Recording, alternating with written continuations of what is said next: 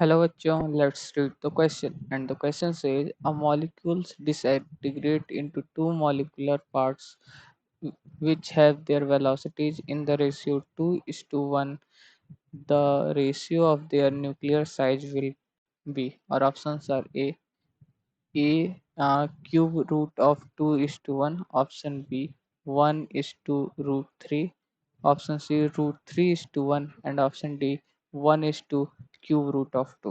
तो बेसिकली इस क्वेश्चन को अगर सॉल्व करें हम लोग तो जो की कॉन्सेप्ट्स यूज होंगे की concepts to solve this questions are, हम लोग पहला कि इसमें एक्सटर्नल एनर्जी को यूज नहीं हो रहा है तो मोमेंटम कंजर्व रहेगा, मतलब conservation of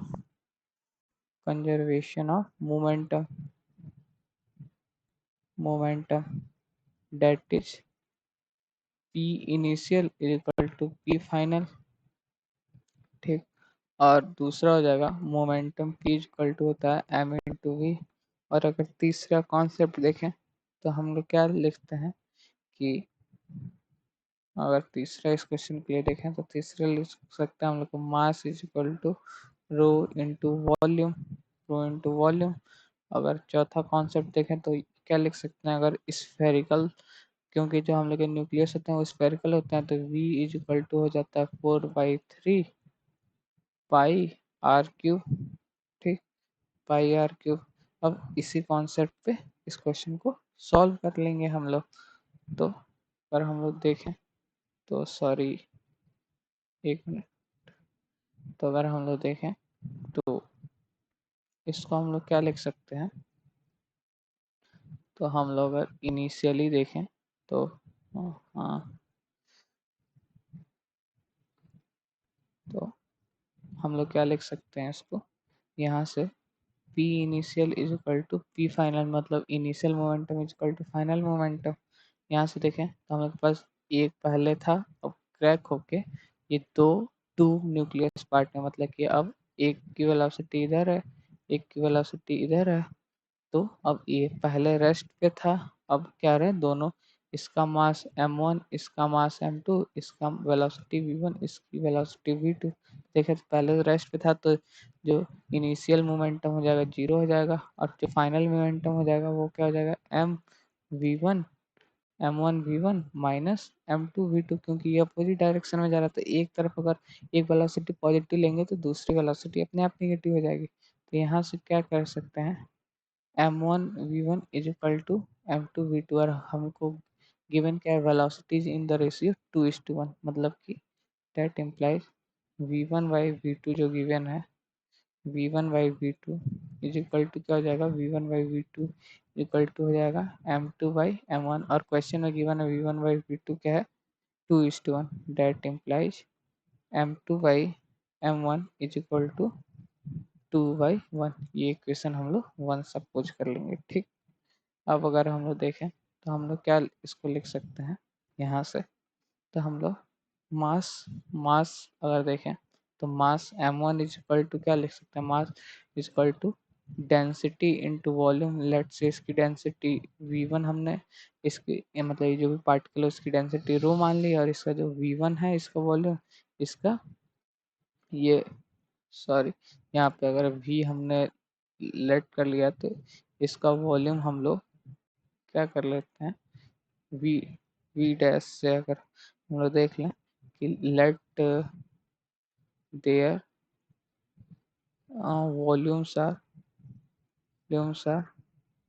we dash 1 and V dash 2। ठीक, ये वॉल्यूम्स हैं, तो हम लोग क्या लिख सकते हैं, V dash 1 m1 is equal to rho into V dash 2, और यहाँ से हम लोग क्या लिख सकते हैं इसको, तो यहाँ से m1 is equal to rho 4/3 pi R cube हो जाएगा, 4/3 पाई r1 क्यूब, इसका जो रेडियस है वो हमने एंड रेडियस रेडियस रेडियस नहीं होगा,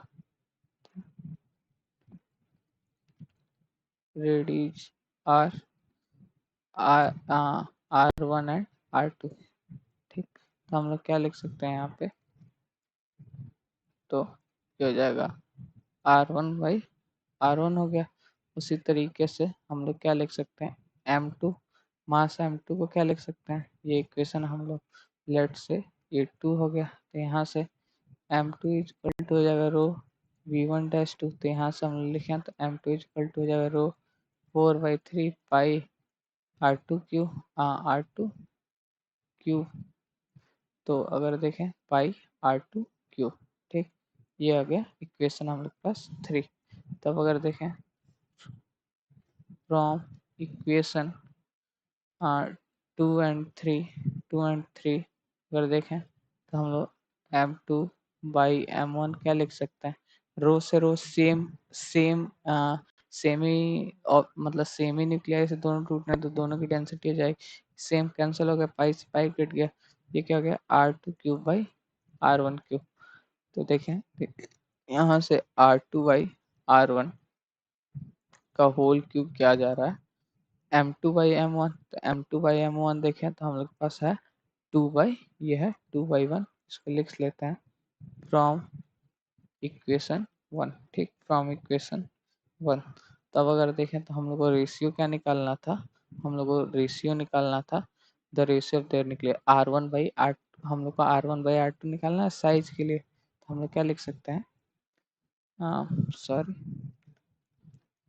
R1/R2 हम लोग क्या लिख सकते हैं, R1/R2 लिख सकते हैं हम लोग 1/2 की पावर 1/3, या तो इसको ऐसे मॉडिफाई कर लें R1/R2 इज इक्वल टू 1/2, ये क्यूब रूट में आ गया, ठीक, हम लोग को यही निकालना था, ठीक। तो अगर हम लोग ऑप्शन देखें तो यही जो रेडियस का जो रेशियो होगा वही साइज का रेशियो हो जाएगा, तो 1/√2। तो अगर ऑप्शन मैच करें तो ऑप्शन ए मैच नहीं कर रहा है, बी भी नहीं मैच कर रहा, सी भी नहीं मैच कर रहा, ऑप्शन डी मैच कर, so the final answer is option D 1:2 √2। Hope you understand it well. All the best. Thank you.